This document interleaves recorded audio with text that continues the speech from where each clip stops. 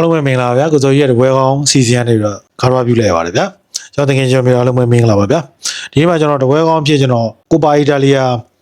ဆီမီဖိုင်နယ်ပထမကြော့ဖြစ်တဲ့ AC မီလန်နဲ့အင်တာမီလန်တို့ပွဲစဉ်ကိုကျွန်တော်ရွေးချယ်ထားပါတယ်ဒီပွဲစဉ်မှာဆိုတော့အင်တာမီလန်ကျွန်တော် level 60ရှုံးပေးထားတယ်ကိုပေါင်းစီ3လုံး80နိုင်ပေးထားတာတွေ့ရပါတယ်အခုချိန်မှာဆိုတော့အင်တာမီလန် level 5မှုထိကျလာသလိုကိုပေါင်းစီကလည်းနှလုံးရှုံးထိကျလာတာတွေ့ရပါတယ်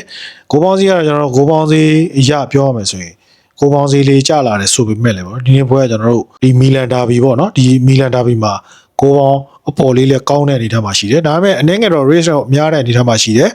ဒါတော့ကျွန်တော်ငယ်ငယ်တွေအားလေးတော့သတိထားသိချင်ပါတယ် AC မီလန်နဲ့အင်တာမီလန်တို့ရဲ့ကျွန်တော်တို့ထိပ်ထိပ်ဆုံမှုနောက်ဆုံးပြိုင်ပွဲစုံ10ချိန်ရဆိုရင်3ချိန် AC မီလန်နိုင်နိုင်ပြီးတစ်ချိန်တည်ကြတယ်6ချိန်ကျွန်တော်တို့အင်တာမီလန်နိုင်ထားတာတွေ့ရပါတယ်ဒီနေ့တဲ့ပြောရမယ်ဆိုတော့ဒီနေ့ထဲမှာကျွန်တော်3ချိန်တွေ့ဆုံပြီးသွားပါပြီ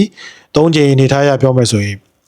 AC မီလန်ကပြီးအသာရနေတာကျွန်တော်တို့တွေ့ရပါတယ်ဗျာ AC မီလန်က2ချိန်နိုင်ထားပြီးတော့ကျွန်တော်တို့တစ်ချိန်ကတည်ရကြထားခြင်းဖြစ်ပါတယ် AC မီလန်ကျွန်တော်တို့စူပါကပ်မှာလည်းအင်တာမီလန်ကိုနိုင်ခဲ့သလို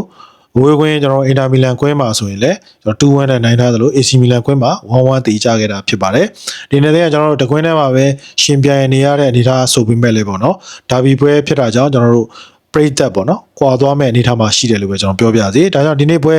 AC မီလန်အင်ကွင်းပဲပြောမှာပေါ့နော် AC မီလန်ကွင်းအရာပြောမှာဆိုရင်ပရိသတ်ချင်းကတော့ AC မီလန်ပရိသတ်ကတာနေမဲ့အနေအထားမှာရှိပါတယ်ဒါကြောင့်ကျွန်တော်တို့ဒီနှစ်ထဲမှာ3ချိန်လုံးရှင်းလာသမျှပွဲစဉ်တဲ့3ချိန်လုံးအနိုင်မရခဲ့တဲ့အင်တာမီလန်ဒီတစ်ချိန်ပါလဲအသာရဖို့တော့မရှိဘူးလို့ပဲကျွန်တော်ပြောပြရစီ AC မီလန်နောက်ပိုင်းပွဲစဉ်တွေမှာတော့ခြေစမ်းပိုင်းလေးတော့အနေငယ်တော့ရိမ့်ရိုင်နေတဲ့အနေမှာတော့ရှိတယ်ဂိုးမျိုးမြိုင်လဲကန်နေတဲ့အနေအထားတွေပေါ့ဂိုးတွေပေးနေရတဲ့အနေအထားတွေရောက်ဒီနေ့ပွဲကအင်တာမီလန်အနေနဲ့လည်းတကူရလာနိုင်မဲ့အနေအထားမှာရှိတယ်လို့ပဲပြောပြရစီဒါကြောင့်ဒီနေ့ပွဲကျွန်တော်တို့ AC မီလန်အနေနဲ့2-1လောက်ပေါ့နော်ကျွန်တော်မှန်းထားတဲ့အနေအထားမှာရှိတယ်ဂိုးပေါင်းအပေါ်နဲ့ AC မီလန်ဆိုရင်ကျွန်တော်တို့မရှုံးနိုင်တဲ့ပွဲစဉ်တစ်ပွဲလို့ပဲကျွန်တော်ပြောပြရစီဗျာကဲကျွန်တော်ငယ်ငယ်လေးအားလုံးပဲ